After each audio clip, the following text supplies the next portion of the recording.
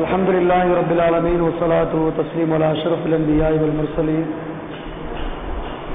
نبينا محمد صلى الله عليه وعلى آله وصحبه أجمعين أما بعد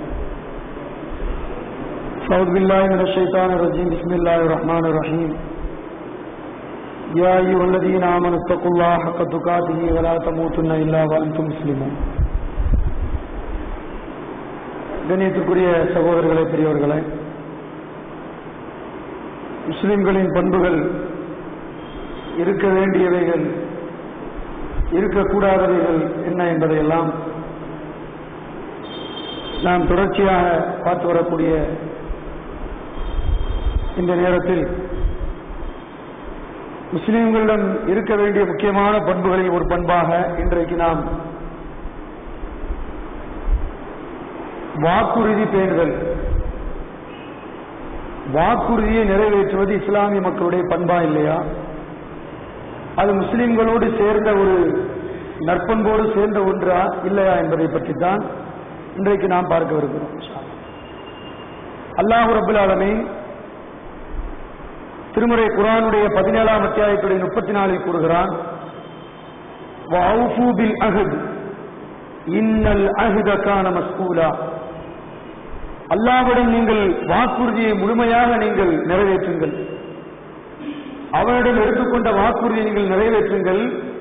நிச்சயமாக அந்த வாக்குறுதிகளை நிறைவேற்றவில்லையானால் நாளை மறுமை நாளையில் அதை பற்றி உங்களிடம் விசாரிக்கப்படும் என்று அல்லாஹ் திருமறை குர்ஆன் கூறுகிறான். இது இறைவனுடைய வார்த்தை. வாக்குறுதியை இன்றைக்கு எப்படி சமுதாயம் நடைமுறைப்படுத்துகிறது? இது ஒரு முக்கியமான ஒரு விஷயமா?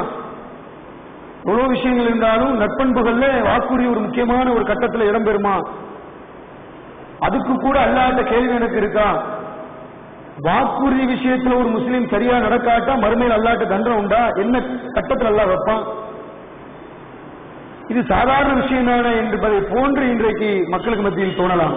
ஆனால் அல்லாஹும் அல்லாஹ்வுடைய திருத்தூதர் நபிகள் நாயகம் ஸல்லல்லாஹு அலைஹி வஸல்லம் அவர்களும் இந்த வாக்குறுதி விஷயத்திலும் அமானித விஷயங்கள், ஒப்பந்தங்கள் விஷயங்களை நாம் படித்து பார்க்கிற பொழுது எப்படிப்பட்ட ஒரு சமுதாயத்தை உருவாக்கி இருக்கிறார்கள், சுப்ஹானல்லாஹ், அவர்களை எப்படி வார்த்தெடுத்திருக்கிறார்கள் நபிகள் நாயகம் ஸல்லல்லாஹு அலைஹி வஸல்லம் என்பதையெல்லாம் நாம் பார்க்கிறோம்.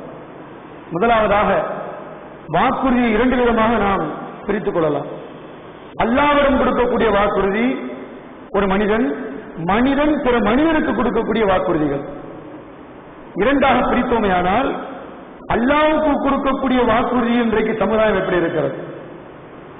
ஈயாக்க நஅபுது வ ஈயாக்க நஸ்தஈன். இறைவா, உன்னே நாங்கள் வணங்குகிறோம், உன்னிடமே உதவியும் தருகிறோம் நினைச்சுகிறோம். ஒவ்வொரு நேரமும் தொழுகையில் நினைச்சுகிறோம். சூரத்துல் ஃபாத்திஹா ஓதாட்டா தொழுகையே கூடாது நபிகள் நாயகம் சொன்னாங்க. அந்த சூரத்துல் ஃபாத்திஹாவில் இடம்பெறக்கூடிய முக்கியமான வசனம் ஈயாக்க நஅபுது வ ஈயாக்க நஸ்தஈன். உன்னையே வணங்குகிறோம், உன்னிடமே உதவி தருகிறோம் என்று சொல்லக்கூடிய சமுதாயம் ஒவ்வொரு நேரமும் அல்லாஹ்விடம் ஒரு மிகப்பெரிய வாக்குறுதியை நாம் கொடுக்கிறோம். ஆனா வாக்குறுதி இன்றைக்கு பேணப்படுகிறதா? அந்த வாக்குறுதி இன்றைக்கு சரியான ஒரு நிறைவேற்றப்படுகிறதா? ரப்பிடம் கொடுக்கக்கூடிய வாக்குறுதி அல்லவா? எவ்வளவு உஷாரா இருக்கிற அந்த விஷயத்தில் என்பதை இந்த சமுதாயம் உணராத காரணத்தினால் பள்ளிவாசல்ல தொழுது முடிச்ச உடனே, அல்லாஹ்வை வணங்கி முடிச்ச உடனே பக்கத்துல போய் கபிரிஸ்தான்ல போய் விடுறத பாக்குறோம் இல்லையா? பள்ளிவாசலோடு சேர்ந்து அட்டாச்சா என்ன வச்சிருக்கிறான்? கபிரிஸ்தான்கள், தர்காக்கள், அவுலியாக்கள் என்ற பெயரால், நாதாக்கள் என்ற பெயரால், ஷேக்மார்கள் என்ற பெயரால், முரீதுகள் என்ற பெயரால் மார்க்கத்தில் தடுக்கப்படக்கூடிய ஷிர்க் என்கிற மிகப்பெரிய பயங்கரமான காரியத்தை, மற்ற பாவங்கள் எல்லாம் அல்லாஹ் நாடினால் மன்னித்து விடுவான், இதை மன்னிக்கவே மாட்டான் என்று அல்லாஹ் சொல்கிறான். இன்னஹும யுஷ்ரிகு பில்லாஹ் ஃபகத் ஹர்ரமல்லாஹு அலைஹில் ஜன்னah. இணை வைத்து விட்டால் அல்லாஹ் சொர்க்கத்தை ஹராமாக்கிட்டான் அல்லாஹ் குர்ஆன்ல சொல்றான். நல்ல தெரியுது, அல்லாஹ்வுக்கு இருக்கக்கூடிய பண்பு, அதிகாரம், வல்லமை எல்லாம் அல்லாஹ்வால் படைக்கப்பட்ட பிற மனிதர்களுக்கோ தலைவர்களுக்கோ இன்ன பிற அவுலியாக்கள் இருக்கக்கூடிய நாதாக்களுக்கோ எவருக்கும் அந்த தகுதி கிடையாது. அல்லாஹ்வுக்குத்தான் இந்த வணக்கத்தை செலுத்த வேண்டும். அல்லாஹ்வை நீங்கள் வணங்குங்கள் சொல்லக்கூடிய சமுதாயம் அல்லாஹ்விடம் ஒவ்வொரு நேரமும் தொழுகையில ஈயாக்க நஅபுது வ ஈயாக்க நஸ்தஈன் என்ற வாக்குறுதியை கொடுத்துக்கிட்டே சிரிக்க வைக்கிறானா இல்லையா? அப்ப இது யாருக்கு கொடுக்கிற வாக்குறுதிங்கிற ஒரு பயம் இந்த சமுதாயத்தில் இல்லை. முஸ்லிம்களுக்கு மட்டும் அல்லாஹ் சொல்லல. அடுத்த ஒரு வசனத்தை பார்க்கும்போது ஆதமுடைய 2 மகன்கள் இருக்காங்க இல்லையா, ஆதமுடைய மகன்கள் என்று வந்த சந்ததிகள்கிட்ட அல்லாஹ் ரப்பல் ஆலமீன் அந்த சந்ததிகளுக்கே ஒரு மிகப்பெரிய வாக்குறுதி எடுத்திருக்கிறான். திருமறை குர்ஆனுடைய 7ஆம் அத்தியாயத்துடைய 172 இது இந்த வசனம் ஒட்டுமொத்த உலகத்தில் வாழக்கூடிய முஸ்லிம் அல்லாத அத்தனை மக்களுக்கும் பொருந்தும். எல்லாமே ஆதமுடைய மக்கள் தானே. அல்லாஹ் சொல்றான், ஒய்து அகத ரப்புக மின் பனி ஆதம் மின் ظهورهم ذريتهم.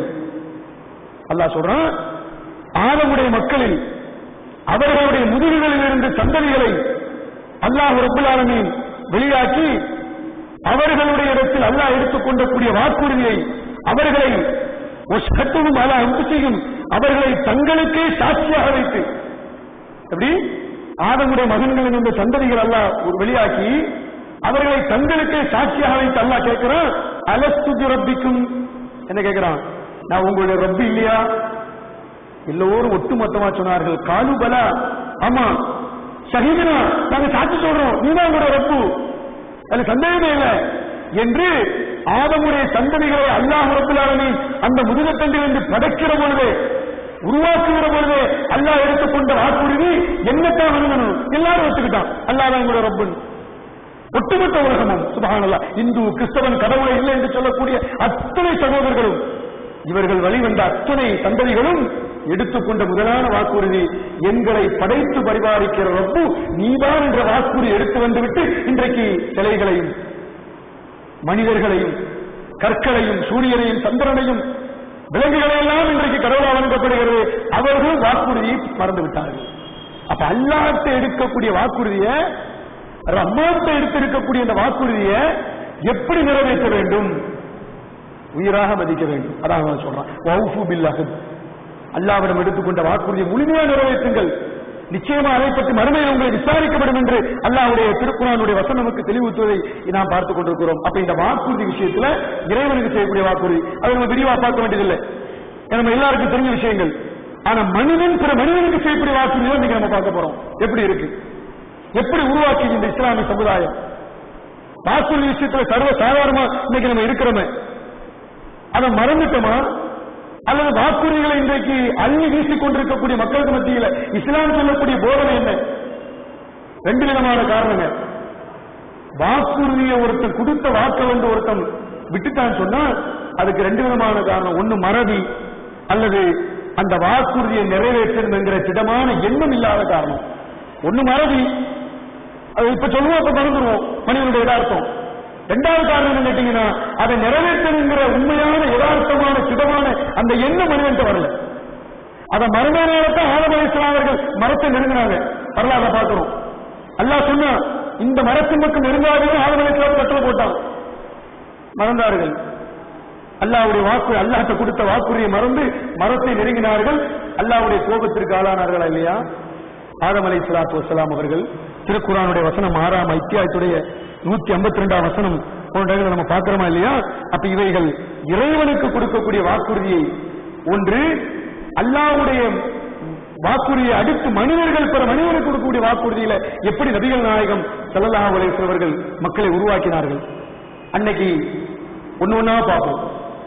அல்லாஹ்வுடைய தூதர் ஸல்லல்லாஹு அலைஹி வஸல்லம் உருவாக்கிய சமுதாயம் எப்படி இருந்துச்சு பாருங்க. அவர்கள் ஒவ்வொருவரும் நபிகள் நாயகத்தை முழுமையா நம்பினாங்க. கடவுள் கொள்கையில, இறைவனுடைய கொள்கை விஷயத்துல, அல்லாஹ்வுடைய தூதர் இவர்தான் என்று ஏற்றுக்கொள்ளக்கூடிய விஷயத்துல சிலர்கள் குஃப்ரியத்தாக காஃபிர்கள் மக்காவுடைய குஃபார்கள் மறுத்தாலும் நபிகள் நாயகம் ஸல்லல்லாஹு அலைஹி வஸல்லம் மீது தனிப்பட்ட ஒரு அளப்பரிய மதிப்பு வச்சிருந்தாங்க. அவர் என்ன செய்ய மாட்டாரு, ஒப்பந்தங்களை மீற மாட்டாரு, வாக்குறுதிகளை மீற மாட்டாரு, எந்த மக்களுக்கும் அநியாயம் செய்ய மாட்டாங்க. அவர் யாருக்கு எந்த வாக்குறுதி கொடுத்தாலும் அதை நிறைவேற்றி தீருவார் என்கிற அசைக்க முடியாத நம்பிக்கை இருந்தது யாரிடத்துல? மக்காவுடைய குறைஷிகள். அந்த ஒரு நம்பிக்கை நபிகள் நாயகம் இப்ப இல்ல, நுபுவத்துக்கு முன்னாடி, நபித்துவத்திற்கு முன்பாகவே அல்லாஹ்வுடைய தூதரவர்கள் முதலாக அந்த சஃபா என்ற மலைக்கு மேலே நின்றுகிட்டு, இந்த மலைக்கப்பால் ஒரு பெரிய குதிரைப்படை வீரர்கள் உங்களை தாக்குவார்கள் என்று சொன்னா நீங்க நம்புவீங்களா? நான் சொன்னா நீங்க நம்புவீங்களா? அல்லாஹ்வுடைய தூதர் கேட்கிறாங்க ஸல்லல்லாஹு அலைஹி வஸல்லம் அவர்கள். என்ன முகமது அப்படி சொல்லிட்டீங்க? நீங்க சொன்னா உடனே நாங்க நம்புவோம். ஒரு பெருங்குண்ட கூட்டம் எங்களை தாக்க வருது நீங்க சொன்னா எந்த விதமான சந்தேகத்திற்கு என்று நாங்கள் நம்புவோம். யார் சொன்ன வாக்குறுதி? மக்காவுடைய குறைஷிகள் சொன்ன வாக்குறுதி. அல்லாஹ்வுடைய தூதர் மேல அவ்வளவு மிகப்பெரிய அபரிதமான நம்பிக்கை. அவருடைய சொல், அவருடைய செயல், அவருடைய அங்கீகாரம், அவருடைய ஒவ்வொரு வாக்கும் அவ்வளவு சீனியா இருந்தது. நபிகள் நாயகம் ஸல்லல்லாஹு அலைஹி வஸல்லம் அவர்கள் அப்படிப்பட்ட வழியை உருவாக்கி தந்தார்கள். அதனால்தான் மக்காவிலிருந்து நபிகள் நாயகம் ஸல்லல்லாஹு அலைஹி வஸல்லம் அவர்கள் மதீனாவிற்கு அல்லாஹ்வுடைய கட்டளையோடு ஹிஜ்ரத்தை மேற்கொள்கிற போது நபி தோழரை அழைத்து அலி ரலியல்லாஹு அழைத்து சொல்கிறார்கள், அலியே, பல பேர்களுடைய ஒப்பந்த பொருள்கள், பல பேர்களுடைய இந்த அமானிதமா தந்த என்னுடைய சில சொத்துக்கள், சில பொருள்கள் என்கிட்ட இருக்குது. அதை யார்கிட்ட ஒப்படைச்சிருங்க? அந்தந்த பொறுப்புதாரிகள்ட்ட எனக்கு ஒப்படைச்சிருங்க. நாங்க நபிகள் நாயகம் ஸல்லல்லாஹு அலைஹி வஸல்லம் எங்க போகும்போது, மக்கா விட்டு மதீனாவுக்கு போகும்போது சுற்றிட்டு போயிருக்கலாம். ஊரை விட்டு தூக்குறானா இல்லையா? சொந்த மண்ணை விட்டு சொந்த நாட்டை விட்டு வெளியேற்றப்படுகிறது. அல்லாஹ்வுடைய கட்டளைப்படி வெளியே போறாங்க. அத்தனை மக்கத்து குப்பாருடைய சில மக்களுடைய பொருள்கள் அல்லாஹ்வுடைய தூதர் கையில் இருக்கு. விடலையே. அலி ரலியல்லாஹு கூப்பிட்டு இது யார் யார்கிட்ட என்கிட்ட தந்து வச்சாங்களோ அவங்கள்ட்ட நீங்க அமானிதமா ஒப்படைச்சிருங்கமான்னு சொல்லி நபிகள் நாயகம் ஸல்லல்லாஹு அலைஹி சொன்னாங்களே, அந்த தூய்மையை இன்னைக்கு நம்ம பாக்குறோமா இல்லையா? அல்லாஹ்வுடைய தூதர் ஸல்லல்லாஹு அலைஹி வரலாற்றுல எப்படிப்பட்ட வழிகாட்டுதல் அல்லாஹ்வுடைய தூதர் உருவாக்கி இருக்கிறாங்க. நபிகள் நாயகம் ஸல்லல்லாஹு அலைஹி வஸல்லம் அவர்களுடைய அந்த உன்னதமான அந்த பண்புகள், நபிகள் நாயகம் ஸல்லல்லாஹு அலைஹி வஸல்லம் எடுத்து வைக்கக்கூடிய ஒவ்வொரு ஆக்கப்பூர்வமான கருத்துக்கள் இங்க எந்த அளவுக்கு இருக்குமோ அதை விட தாக்கங்கள் சகோதர சமுதாயம் என்று சொல்லக்கூடிய மாற்று மத மக்கள்கிட்ட இன்றைக்கு மிகப்பெரிய அன்றையில் இன்று வரைக்கும் அல்லாஹ்வுடைய தூதருடைய அந்த செயலாக்கங்கள் வீரியமா போதுன்னு சொன்னா அது அவர்கள் எடுத்து வைத்த அடிப்படையான அந்த பண்புகளோடு சேர்ந்த ஒண்ணு வாக்குறுதி தானே. இது சாதாரண விஷயம் அல்ல, ஈமானோடு சேர்ந்த ஒரு விஷயம் வாக்குறுதி. நான் பின்னாடி சொல்லக்கூடிய விஷயத்தை கவனிச்சீங்கன்னு சொன்னா, வாக்குறுதி விஷயத்துல சர்வசாதாரணமா விட்டுட்டோம்னு சொன்னா அதனால் ஏற்படக்கூடிய பாதிப்புகள் எங்க கொண்டு போய் விடுங்கிறத நம்ம பார்த்தோம்னா அதுல ரொம்ப உஷாரா இருந்திருப்போம். நபிகள் நாயகம் ஸல்லல்லாஹு அலைஹி வஸல்லம் அவர்கள் அல்லாஹ்வுடைய திருமறை குர்ஆனுடைய வசனத்தை பார்க்கிறோம். அல்லாஹ் சொல்றான், உபி அஹ்தில்லாஹி அவ்ஃபு ذالிகும் வஸாக்கும் பிஹி லஅல்லக்கும் தذكرون. மக்களே, அல்லாஹ்விடம் செய்கிற வாக்குறுதி நீங்கள் நிறைவேற்றுங்கள். ஏனென்றால் நீங்கள் நல்லுறவு பெறுவதற்காக, நீங்கள் நல்லுபதேசம் பெறுவதற்காக, அதுதான் உங்களுக்கு சிறந்தது. எனவே அதற்குத்தான் உங்களை கொண்டு அதை கொண்டு உங்களுக்கு நாம் வசீது செய்கிறோம், உபதேசம் செய்கிறோம். எனவே அல்லாஹ்விடம் கொடுத்த வாக்குறுதிகளை முழுமையாக நிறைவேற்றுங்கள். இது உங்களுடைய கடமை என்று அல்லாஹ் ரப்பல் ஆலமீன் அந்த 6ஆம் அத்தியாயத்துடைய 152ஆம் வசனத்தில் சொல்லித் தருகிறார்.